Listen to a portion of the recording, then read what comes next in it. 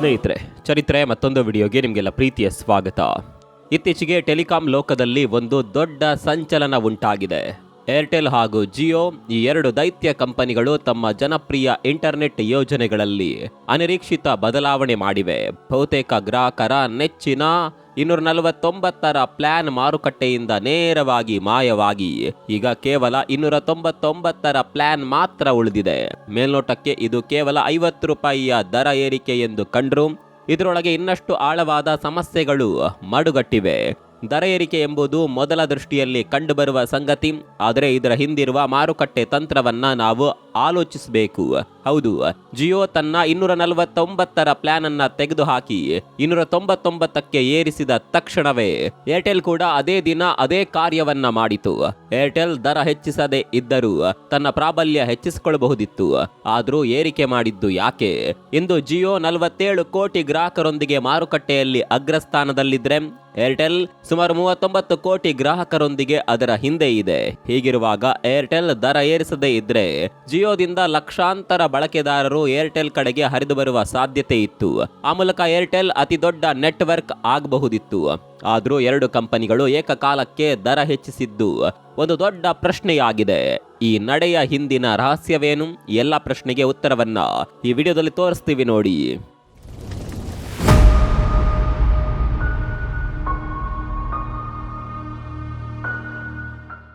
ಸ್ನೇಹಿತರೆ, 2016ರ ಜಿಯೋ ಕ್ರಾಂತಿಯು ಭಾರತದ ಇಂಟರ್ನೆಟ್ ಲೋಕಕ್ಕೆ ಹೊಸ ಭಾಷ್ಯ ಬರೆಯಿತು. ಆಗ ಜನರು ದುಬಾರಿ 3G ಬಳಸುತ್ತಿದ್ದಾಗ ಜಿಯೋ ತನ್ನ 4G ಇಂಟರ್ನೆಟ್ ಸೇವೆಯನ್ನ Deepavali offer, welcome offer, happy new year ಆಫರ್ನಂತಹ ಯೋಜನೆಗಳ ಮೂಲಕ 2017ರ ಮಾರ್ಚ್ ತಿಂಗಳವರೆಗೂ ಸಂಪೂರ್ಣ ಉಚಿತವಾಗಿ ನೀಡಿತು. ಇದರ ಪರಿಣಾಮಗಳು ದೂರಗಾಮಿ ಹಾಗೂ ಅಸಾಧಾರಣವಾಗಿದ್ದವು.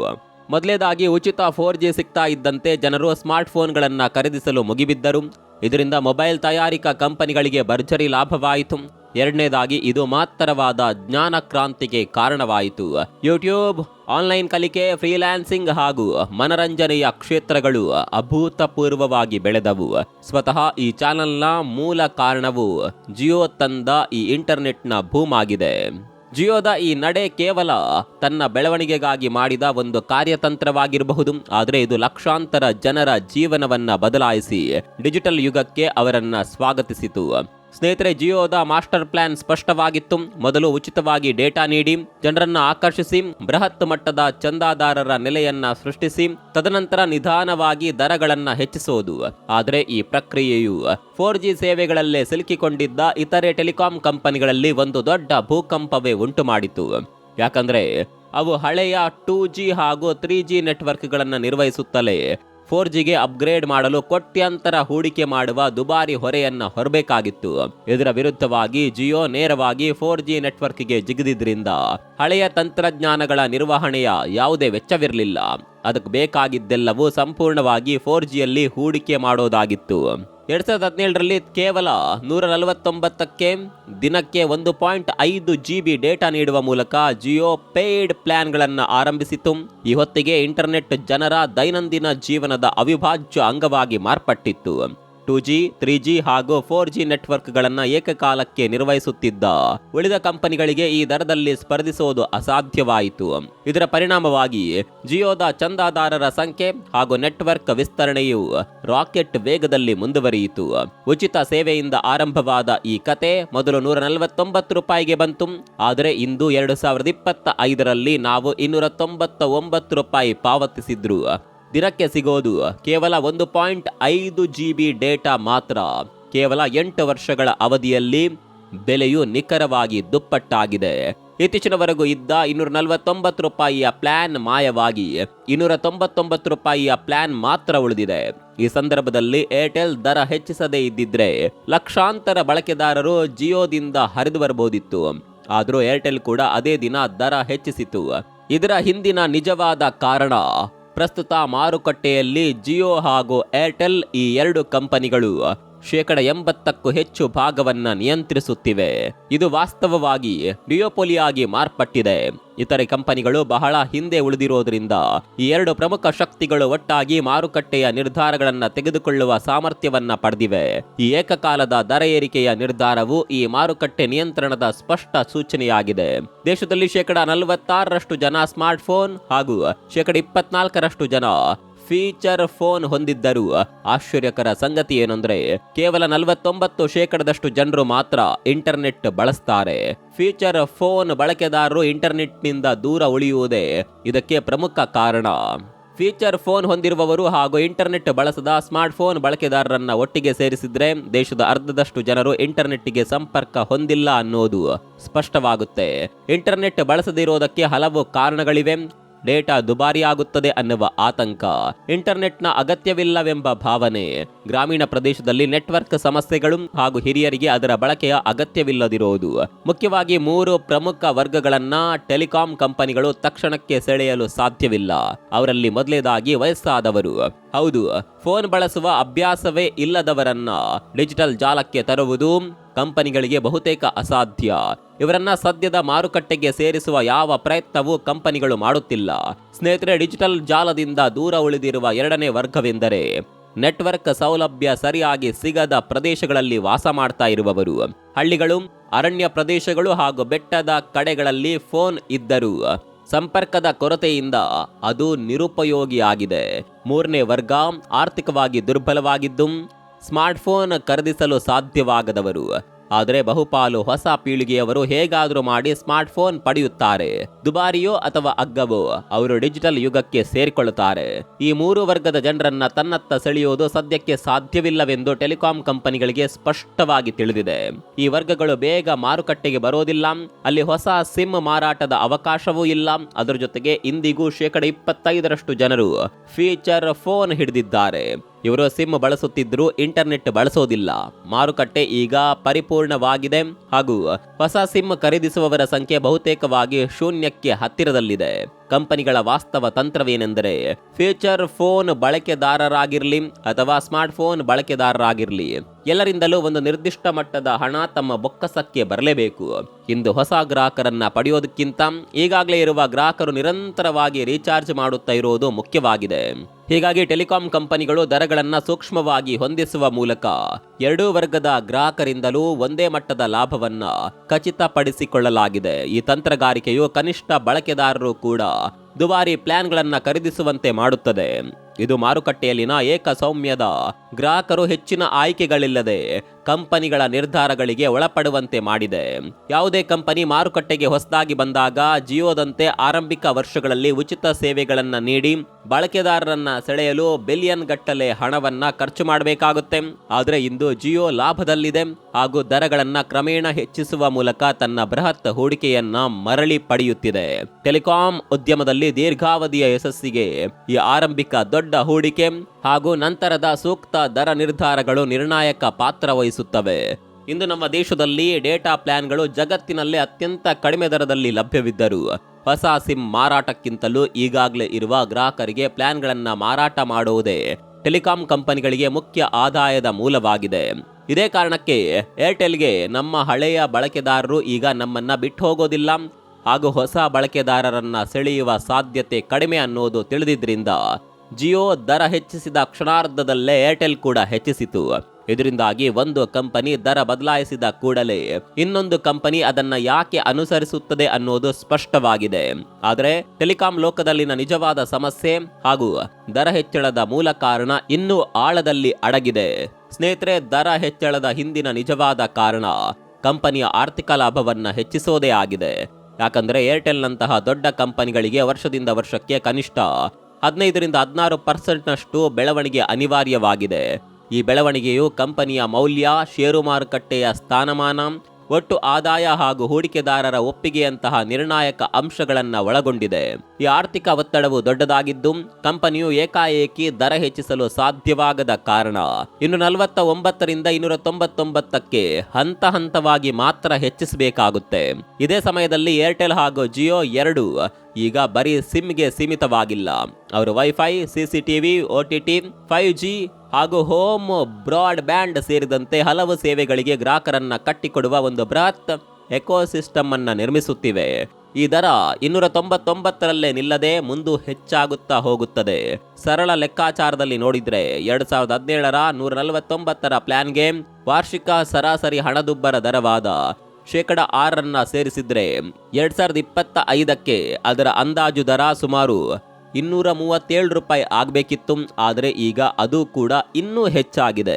ಇಂದು ಅದೇ ಪ್ಲಾನ್ಗೆ 299 ರೂಪಾಯಿ ಯಾಕೆ ಅಂತ ಪ್ರಶ್ನಿಸೋದಾದ್ರೆ, ಈ ಹೆಚ್ಚುವರಿ ದರದಲ್ಲಿ ಕಂಪನಿಯ ಮಾರ್ಕೆಟಿಂಗ್ ವೆಚ್ಚ, ಸಿಬ್ಬಂದಿ ಹಾಗೂ ಕಾರ್ಯಾಚರಣೆಯ ಖರ್ಚು, ಸಾವಿರಾರು ಟವರ್ಗಳ ವಿಸ್ತರಣೆ, ಹೊಸ ಫೈಬರ್ ಸಂಪರ್ಕಗಳನ್ನು ಹಾಕೋದು ಹಾಗೂ 4Gಯಿಂದ 5Gಗೆ ಬದಲಾವಣೆಗಾಗಿ ಮಾಡಿರುವ ಭಾರಿ ಹೂಡಿಕೆಗಳಂತಹ ಹಿಂಬದಿಯ ಎಲ್ಲ ವೆಚ್ಚಗಳು ಸೇರಿ ದರವು 299 ರೂಪಾಯಿಗೆ ತಲುಪಿದೆ. ಸ್ನೇಹಿತರೆ, 99 ರೂಪಾಯಿ ಹೆಚ್ಚಾಗಿದೆ ಹಾಗೂ ಕಂಪನಿಗಳ ಆರ್ಥಿಕ ನಿರ್ಧಾರಗಳ ಪ್ರಕಾರ ಭವಿಷ್ಯದಲ್ಲಿ ಇದು 349 ರೂಪಾಯಿ ಆಗುವ ಸಾಧ್ಯತೆ ಇದೆ. ಇದರ ಜೊತೆ ಟೆಲಿಕಾಂ ಕಂಪನಿಗಳು ಆಡುತ್ತಿರುವ ಅತ್ಯಂತ ದೊಡ್ಡ ಬುದ್ಧಿಯಾಟದ ಬಗ್ಗೆ ಸರ್ಕಾರ ಹಾಗೂ ಅಧಿಕಾರಿಗಳು ಗಂಭೀರವಾಗಿ ಯೋಚಿಸಬೇಕಿದೆ. 2024ರ ಕೊನೆಯಲ್ಲಿ telecom regulatory authority of India ಒಂದು ಮಹತ್ವದ ನಿಯಮ ತಂದಿತ್ತು. ಇಂಟರ್ನೆಟ್ ಬಳಸದೆ ಕೇವಲ ಇನ್ಕಮಿಂಗ್ ಕರೆಗಳು ಹಾಗೂ SMS ಸೇವೆ ಮಾತ್ರ ಬೇಕಾದವರಿಗೆ ಅತ್ಯಂತ ಅಗ್ಗವಾದ ಪ್ಲಾನ್ ಅನ್ನು ನೀಡಬೇಕು. ಆದರೆ ಕಂಪನಿಗಳು ಜಿಯೋ ಸೇರಿದಂತೆ ಈ ನಿಯಮಕ್ಕೆ ಅನುಗುಣವಾಗಿ ಪ್ಲಾನ್ ತಂದಂತೆ ನಟಿಸಿದ್ರು ದರ ಕಡಿಮೆ ಮಾಡಲಿಲ್ಲ. ಬದಲಿಗೆ ಪ್ಲಾನ್ನಿಂದ ಇಂಟರ್ನೆಟ್ ಡೇಟಾವನ್ನು ಮಾತ್ರ ತೆಗೆದು ಹಾಕಿದವು. ಮೂಲ ಉದ್ದೇಶಕ್ಕೆ ವಿರುದ್ಧವಾಗಿ ದರವನ್ನು ಹಾಗೆಯೇ ಉಳಿಸಿದವು. ಸ್ನೇಹಿತರೆ, ಇಂದಿನ ಜಗತ್ತಿನಲ್ಲಿ ಸ್ಮಾರ್ಟ್ ಫೋನ್ ಇರಲಿ ಅಥವಾ ಫೀಚರ್ ಫೋನೇ ಇರಲಿ, ನೆಟ್ವರ್ಕ್ ಕನೆಕ್ಷನ್ ಮೂಲಭೂತ ಅಗತ್ಯವಾಗಿದೆ. ಯಾಕಂದರೆ ದಿನಗೂಲಿ ಕಾರ್ಮಿಕರಿಗೂ ಕೆಲಸದ ಮಾಹಿತಿಯು ಫೋನ್ ಮೂಲಕವೇ ಬರುತ್ತದೆ. ಹೀಗಿರುವಾಗ 25% ಫೀಚರ್ ಫೋನ್ ಬಳಕೆದಾರರಿಗೆ ಹಾಗೂ ಕನಿಷ್ಠ ಬಳಕೆ ಮಾಡುವ ಜನರಿಗೆ ಕಂಪನಿಗಳು ಮೋಸ ಮಾಡ್ತಾ ಇವೆ ಅಂದ್ರೂ ತಪ್ಪಾಗಲಾರದು. ಇಂಟರ್ನೆಟ್ ಬಳಸದೇ ಇರುವವರಿಗೂ ಇಂಟರ್ನೆಟ್ ಪ್ಲಾನ್ ಬಳಸುವವರಷ್ಟೇ ದರವನ್ನ ಕಂಪನಿಗಳು ವಿಧಿಸ್ತಾ ಇದೆ. ಅಂದ್ರೆ ಕೇವಲ ಕಾಲ್ ಹಾಗೂ ಕಡಿಮೆ SMS ಬೇಕಿರುವವರಿಗೂ ಇಂಟರ್ನೆಟ್ ಪ್ಲಾನ್ ಅಷ್ಟೇ ದರವನ್ನ ಬಲವಂತವಾಗಿ ಕಟ್ಟಲಾಗುತ್ತಿದೆ. ಸತ್ಯ ಹೇಳಬೇಕಂದ್ರೆ ಇದು ಆರ್ಥಿಕವಾಗಿ ದುರ್ಬಲ ವರ್ಗಕ್ಕೆ ದೊಡ್ಡ ಹೊಡೆತ. ಹಣವಿರುವವರು ಪಾವತಿಸಿದ್ರು ಹಣವಿಲ್ಲದವರು ಸಂಕಷ್ಟಕ್ಕೆ ಸಿಲುಕ್ತಾರೆ. ಹೊಸ ಸಬ್ಸ್ಕ್ರೈಬರ್ಸ್ ಗಳ ಯುಗ ಮುಗ್ದಿದೆ. ಇದ್ದವರಿಂದಲೇ ಗರಿಷ್ಠ ಲಾಭ ಮಾಡಿಕೊಳ್ಳಬೇಕು ಅನ್ನುವ ಸತ್ಯ ಕಂಪನಿಗಳಿಗೆ ಸ್ಪಷ್ಟವಾಗಿ ತಿಳಿದಿದೆ. ಕಂಪನಿಗಳ ಇಂದಿನ ತಂತ್ರಗಾರಿಕೆ ಇರೋದೇ ಇದೇ ಸೂತ್ರದ ಮೇಲೆ. ಕಂಪನಿಗಳ ಈ ತಂತ್ರಗಾರಿಕೆಯನ್ನ ನಿಯಂತ್ರಿಸಲು ಸರ್ಕಾರ ಹಾಗೂ ಟ್ರಾಯ್ ಇನ್ನಷ್ಟು ಗಟ್ಟಿಯಾದ ಹೊಸ ನಿಯಮಗಳನ್ನ ತರಬೇಕು. ಕೇವಲ ಮೂಲಭೂತ ಸೇವೆಗೆ ಪ್ಲಾನ್ ನೀಡಿದ್ರೆ ಸಾಲದು. ಕಂಪನಿಗಳು ಆ ಪ್ಲಾನ್ ಅನ್ನ ಹೇಗೆ ಬಗ್ಗಿಸಿ ಅಥವಾ ಗಿಮಿಕ್ ಆಗಿ ಮಾಡುತ್ತಿವೆ ಅನ್ನೋದನ್ನ ಪರಿಶೀಲಿಸಬೇಕಾಗಿದೆ. ಉದಾಹರಣೆಗೆ ಜಿಯೋದ 1 ವರ್ಷದ ಪ್ಲಾನ್ ಅಥವಾ 299 ರೂಪಾಯಿಯ ಪ್ಲಾನ್ಗಳ ಬಣ್ಣ, ಹೆಸರು ಹಾಗೂ ಅವಧಿ ಚೆನ್ನಾಗಿ ಕಂಡರು ಅವು ಮೂಲ ಸಂಪರ್ಕ ಬಯಸುವ ಗ್ರಾಹಕರನ್ನ ಬಲವಂತವಾಗಿ ಡೇಟಾ ಯುಗಕ್ಕೆ ತಳ್ಳುವ ಪ್ರಯತ್ನವಾಗಿದೆ. ಟ್ರಾಯ್ನ ಉದ್ದೇಶ ಒಳ್ಳೆಯದಾಗಿದ್ರೂ ಕಂಪನಿಗಳ ಮಾರುಕಟ್ಟೆ ತಂತ್ರದ ಮುಂದೆ ಅದು ಮಸುಕಾಗುತ್ತಿದೆ. ಇನ್ನೊಂದೆಡೆ ಕಂಪನಿಗಳು ವ್ಯಾಲ್ಯೂ ಫಾರ್ ಮನಿ ಅಂತೆನಿಸುವ ಉತ್ತಮ ಪ್ಲಾನ್ಗಳಾದ 189 ರೂಪಾಯಿ ಅಥವಾ 199 ರೂಪಾಯಿಯ ಪ್ಲಾನ್ಗಳನ್ನ ನೇರವಾಗಿ ಪ್ರದರ್ಶಿಸದೆ ಅಪ್ಲಿಕೇಶನ್ನ ತುಂಬಾ ಒಳಗಿನ ಲೇಯರ್ಗಳಲ್ಲಿ ಮರೆಮಾಚುತ್ತವೆ. ಉದಾಹರಣೆಗೆ 30 ದಿನದ ಬದಲು 28 ದಿನದ ವ್ಯಾಲಿಡಿಟಿ ನೀಡುವ ಈ ಸಣ್ಣ ಟ್ರಿಕ್ ವರ್ಷಕ್ಕೆ ಗ್ರಾಹಕರು ಒಂದು ಹೆಚ್ಚುವರಿ ರೀಚಾರ್ಜ್ ಮಾಡುವಂತೆ ಮಾಡಿ ಕಂಪನಿಗಳಿಗೆ ಭಾರಿ ಲಾಭ ತರುತ್ತದೆ. ಜಿಯೋ ತನ್ನ 47 ಕೋಟಿ ಬಳಕೆದಾರರಿಗೆ 299 ರೂಪಾಯಿಯ ರೀಚಾರ್ಜ್ ಅನ್ನು ಅನ್ವಯಿಸಿದ್ರೆ ಕೇವಲ 1-2 ದಿನಗಳಲ್ಲಿ ಎಷ್ಟು ಅಗಾಧ ಹಣ ಸಂಗ್ರಹವಾಗುತ್ತೆ ಅನ್ನೋದನ್ನ ಊಹಿಸಬಹುದು. ಈ ಸಣ್ಣ ತಂತ್ರಗಳು ಸಾಮೂಹಿಕ ದೊಡ್ಡ ಲಾಭಕ್ಕೆ ಕಾರಣವಾಗುತ್ತೆ. ಸ್ನೇಹಿತರೆ, 189 ರೂಪಾಯಿಯ ಪ್ಲಾನ್ ಮಾರುಕಟ್ಟೆಯಲ್ಲಿ ಲಭ್ಯವಿದ್ದರೂ ಅದು 299 ರೂಪಾಯಿಯ ಪ್ಲಾನ್ಗಿಂತ 110 ರೂಪಾಯಿಯಷ್ಟು ಅಗ್ಗವಾಗಿರೋದ್ರಿಂದ ಗ್ರಾಹಕರು 189ರ ಕಡೆಗೆ ಓಡ್ತಾರೆ. ಈ ಕಾರಣಕ್ಕಾಗಿ ಏರ್ಟೆಲ್ ಕೂಡ ತನ್ನ 189ರ ಹಾಗೂ 199ರಂತಹ ಪ್ಲಾನ್ಗಳನ್ನು ಉದ್ದೇಶಪೂರ್ವಕವಾಗಿ ಅತಿ ಆಂತರಿಕ ಲೇಯರ್ಗಳಲ್ಲಿ ಮರೆಮಾಚಿ ಪ್ರದರ್ಶನ ಮಾಡುತ್ತೆ. ಈ ತಂತ್ರಗಾರಿಕೆಯ ಹಿಂದಿನ ಉದ್ದೇಶ ಸ್ಪಷ್ಟ. ಗ್ರಾಹಕರು ದುಬಾರಿ ಪ್ಲಾನ್ಗಳನ್ನ ಖರೀದಿಸುವಂತೆ ಪ್ರೇರೇಪಿಸುವುದು. ಈ ಬೆಲೆ ಹಾಗೂ ಆಫರ್ಗಳ ಆಟ ಕೇವಲ ಟೆಲಿಕಾಂ ಕಂಪನಿಗಳಿಗೆ ಮಾತ್ರ ಸೀಮಿತವಾಗಿಲ್ಲ. ಬ್ಲಿಂಕಿಟ್, ಝೊಮ್ಯಾಟೊ, ಸ್ವಿಗ್ಗಿ ಮುಂತಾದ ಎಲ್ಲ ಇ-ಕಾಮರ್ಸ್ ಅಪ್ಲಿಕೇಶನ್ಗಳಲ್ಲೂ ಇದೇ ಮನೋವಿಜ್ಞಾನ ಕೆಲಸ ಮಾಡುತ್ತದೆ. ಎಲ್ಲವನ್ನ ಟ್ರ್ಯಾಕ್ ಮಾಡಿ ಪ್ರತಿಯೊಬ್ಬ ಗ್ರಾಹಕರಿಗೂ ಬೇರೆ ಬೇರೆ ಆಫರ್ಗಳನ್ನು ಒದಗಿಸ್ತಾರೆ. ಮೊದಲು ಬೆಲೆ ಹೆಚ್ಚಿಸಿ ನಂತರ ಆಫರ್ ಹೆಸರಿನಲ್ಲಿ ಕಡಿಮೆ ಮಾಡದಂತೆ ತೋರಿಸುವ ಆಟ ಎಲ್ಲೆಲ್ಲೂ ಒಂದೇ ರೀತಿ ಇರುತ್ತೆ. ಆದರೆ ಮುಖ್ಯ ವ್ಯತ್ಯಾಸವೇನೆಂದರೆ ಸ್ವಿಗ್ಗಿ, ಝೊಮ್ಯಾಟೊ ಬಳಸದಿದ್ದರೂ ನಮ್ಮ ಜೀವನ ಸಾಗುತ್ತದೆ. ಆದರೆ ಟೆಲಿಕಾಂ ಸಂಪರ್ಕವು ದೇಶದ ಪ್ರತಿ ಮನೆಗೂ ಮೂಲಭೂತ ಅಗತ್ಯವಾಗಿದೆ. ಸ್ನೇಹಿತರೆ, ಇಲ್ಲಿ ಮುಖ್ಯವಾಗಿ ಆಯ್ಕೆಗಳು ಇರಬೇಕು. ಫ್ಯೂಚರ್ ಫೋನ್ ಬಳಸುವವರು, ಇಂಟರ್ನೆಟ್ ಬೇಡವಾದವರು ಹಾಗೂ ಕೇವಲ ಇನ್ಕಮಿಂಗ್ ಕರೆ ಬಯಸುವವರಿಗೆ ಹಿಂದೆ ಇದ್ದ ಪ್ರತ್ಯೇಕ ಪ್ಲಾನ್ಗಳನ್ನ ಈಗ ಕಂಪನಿಗಳ ಲಾಭಕ್ಕಾಗಿ ಮರೆ ಮಾಡಲಾಗಿದೆ. ಏರ್ಟೆಲ್ ಹಾಗೂ ಜಿಯೋದ ಡಿಯೋಪೊಲಿ ಪ್ರಾಬಲ್ಯದಿಂದಾಗಿ ಉಳಿದ ಕಂಪನಿಗಳು ಸ್ಪರ್ಧಿಸಲಾಗದ ಸ್ಥಿತಿ ನಿರ್ಮಾಣವಾಗಿದೆ. ಬಿಎಸ್ಎನ್ಎಲ್ 6 ಕೋಟಿಗೂ ಹೆಚ್ಚು ಬಳಕೆದಾರರನ್ನ ಹೊಂದಿದ್ದರೂ ಅದನ್ನ ಮಾರುಕಟ್ಟೆಯಲ್ಲಿ ಮುಂದೆ ತರುವುದು ಸುಲಭವಲ್ಲ. ಯಾಕಂದ್ರೆ ಖಾಸಗಿ ಕಂಪನಿಗಳು ಬೃಹತ್ ಮಟ್ಟದಲ್ಲಿ ಬೆಳೆದಿರೋದ್ರಿಂದ ಸರ್ಕಾರಕ್ಕೂ ಅವರಿಂದ ದೊಡ್ಡ ಮಟ್ಟದಲ್ಲಿ ತೆರಿಗೆ ಬರುತ್ತೆ.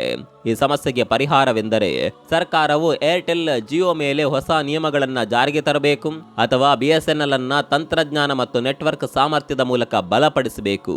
ಇಲ್ಲದಿದ್ದರೆ ದರ ಏರಿಕೆಯ ಈ ಆಟ ಮುಂದುವರಿಯುತ್ತಾ ಹೋಗುತ್ತದೆ. ಎಲ್ಲ ವಸ್ತುಗಳಂತೆ ನೆಟ್ವರ್ಕ್ ಸಂಪರ್ಕದಲ್ಲೂ ತಮ್ಮ ಬಜೆಟ್ಗೆ ಅನುಗುಣವಾಗಿ ನಮಗೆ ಆಯ್ಕೆಗಳು ಸಿಗಬೇಕು. ನಾವು ಬಟ್ಟೆ, ಊಟ ಹಾಗೂ ವಾಹನಗಳನ್ನ ಖರೀದಿಸುವಾಗ ನಮ್ಮ ಬಜೆಟ್ಗೆ ಅನುಗುಣವಾಗಿ ಆಯ್ಕೆ ಮಾಡಿಕೊಂಡ್ರೆ ಮೊಬೈಲ್ ಫೋನ್ ಹಾಗೂ ನೆಟ್ವರ್ಕ್ ಸೇವೆಗಳಲ್ಲಿ ಮಾತ್ರ ಈ ಆಯ್ಕೆಗಳು ದಿನದಿಂದ ದಿನಕ್ಕೆ ಕಡಿಮೆ ಆಗ್ತಾ ಇರೋದು ಇಲ್ಲಿನ ಮೂಲಭೂತ ಪ್ರಶ್ನೆ. ಹಿಂದೆ ಪ್ಲಾನ್ಗಳನ್ನ ಚಾರ್ಟ್ ಪೇಪರ್ನಲ್ಲಿ ಸ್ಪಷ್ಟವಾಗಿ ಬರೆದಿಡ್ತಾ ಇದ್ರು. ಆದರೆ ಇಂದಿನ ಡಿಜಿಟಲ್ ಯುಗದಲ್ಲಿ ಅದೇ ಮಾಹಿತಿಯನ್ನ ಉದ್ದೇಶಪೂರ್ವಕವಾಗಿ ಮರೆ ಮಾಡಲಾಗ್ತಾ ಇದೆ. ಒಂದು ಮನೆಯಲ್ಲಿ 4 ಇದ್ರು ಪ್ರತಿಯೊಬ್ಬರು ರೀಚಾರ್ಜ್ ಮಾಡಲೇಬೇಕು. ಒಂದು ಸಿಮ್ಗೆ ಇನ್ಕಮಿಂಗ್ ಮಾತ್ರ ಮಾಡಿ ಇನ್ನೊಂದಕ್ಕೆ ಪೂರ್ಣ ಡೇಟಾ ಪ್ಲಾನ್ ಮಾಡಿಸಿಕೊಳ್ಳುವಂತ ಆಯ್ಕೆಯು ಈಗ ಇಲ್ಲ. ಕಂಪನಿಗಳ ಈ ತಂತ್ರದ ಉದ್ದೇಶ ಎಲ್ಲರಿಗೂ ಕಡ್ಡಾಯವಾಗಿ ಒಂದೇ ದರದ ದುಬಾರಿ ರೀಚಾರ್ಜ್ ಮಾಡಬೇಕು. ಇದರಿಂದ ದರ ಹೆಚ್ಚಾಗುತ್ತೆ ಹಾಗೂ ಲಾಭ ಗರಿಷ್ಠ ಮಟ್ಟಕ್ಕೆ ಏರುತ್ತದೆ. 249ರ ಪ್ಲಾನ್ 299 ಆಗಿರುವುದು ಕೇವಲ ಆರಂಭವಷ್ಟೇ. ಮುಂದೆಯೂ ಹೆಚ್ಚುತ್ತಾ ಹೋಗುತ್ತದೆ. ಆದರೆ ಈ ಹೆಚ್ಚಿನ ದರಕ್ಕಿಂತಲೂ ದೊಡ್ಡ ಸಮಸ್ಯೆ ಏನಂದ್ರೆ ನಮಗೆ ನಮ್ಮ ಅಗತ್ಯಕ್ಕೆ ಅನುಗುಣವಾಗಿ ಆಯ್ಕೆ ಮಾಡುವ ಸ್ವಾತಂತ್ರ್ಯ ಇಲ್ಲದಿರೋದು. ಮಾರುಕಟ್ಟೆಯಲ್ಲಿ ಕೇವಲ 1-2 ಕಂಪನಿಗಳೇ ಪ್ರಾಬಲ್ಯ ಸಾಧಿಸಿರೋದ್ರಿಂದ ಡಿಯೋಪೊಲಿ ಪರಿಸ್ಥಿತಿ ಉಂಟಾಗಿದೆ. ಇದು ದೀರ್ಘಾವಧಿಯಲ್ಲಿ ಗ್ರಾಹಕರಿಗೆ ಹಾನಿಕಾರವಾಗಲಿದೆ ಹಾಗೂ ಈ ಪರಿಸ್ಥಿತಿಯನ್ನ ಸರಿಪಡಿಸಲು ಗಟ್ಟಿಯಾದ ನಿಯಮಗಳು ಬರಲೇಬೇಕು. ಸ್ನೇಹಿತರೆ, ಗ್ರಾಹಕರಿಗೆ ಹೆಚ್ಚಿನ ಆಯ್ಕೆಗಳು ಸಿಗುವಂತೆ ಮಾರುಕಟ್ಟೆಗೆ ವೈವಿಧ್ಯಮಯ ಪ್ಲಾನ್ಗಳನ್ನ ಮತ್ತೆ ತರಬೇಕು. ಸ್ಟೂಡೆಂಟ್ ಪ್ಲಾನ್, ಕೇವಲ ಇನ್ಕಮಿಂಗ್ ಮಾತ್ರ ಪ್ಲಾನ್, ಕಡಿಮೆ ಡೇಟಾ ಪ್ಲಾನ್ ಹಾಗೂ ಫ್ಯೂಚರ್ ಫೋನ್ ಬಳಕೆದಾರರಿಗೆ ಪ್ರತ್ಯೇಕ ಪ್ಲಾನ್ಗಳಂತಹ ಆಯ್ಕೆಗಳು ಪುನಃ ಜಾರಿಗೆ ಬರಬೇಕು. ನಾವುಗಳು ಪ್ರಸ್ತುತ ಮಾರುಕಟ್ಟೆ ಪರಿಸ್ಥಿತಿಯನ್ನ ವಿಶ್ಲೇಷಿಸಿ ಅರ್ಥ ಮಾಡಿಕೊಳ್ಳುವುದು ಅಗತ್ಯ. ಈ ಪರಿಸ್ಥಿತಿಯಿಂದ ಹೊರಬರಲು ಸರ್ಕಾರ ಕಠಿಣ ನಿಯಮಗಳನ್ನ ಜಾರಿಗೆ ತರುವುದು ಅಥವಾ ಬಿಎಸ್ಎನ್ಎಲ್ ಅನ್ನ ಬಲಪಡಿಸುವುದು ಮಾತ್ರ ಉಳಿದಿರುವ ಮಾರ್ಗವಾಗಿದೆ. ಈ ಕುರಿತು ನಿಮ್ಮ ಅಭಿಪ್ರಾಯವನ್ನ ಕಾಮೆಂಟ್ ಮಾಡಿ. ಮತ್ತೊಂದು ವಿಡಿಯೋದಲ್ಲಿ ಸಿಗೋಣ. ಅಲ್ಲಿವರೆಗೂ ನಮಸ್ಕಾರ.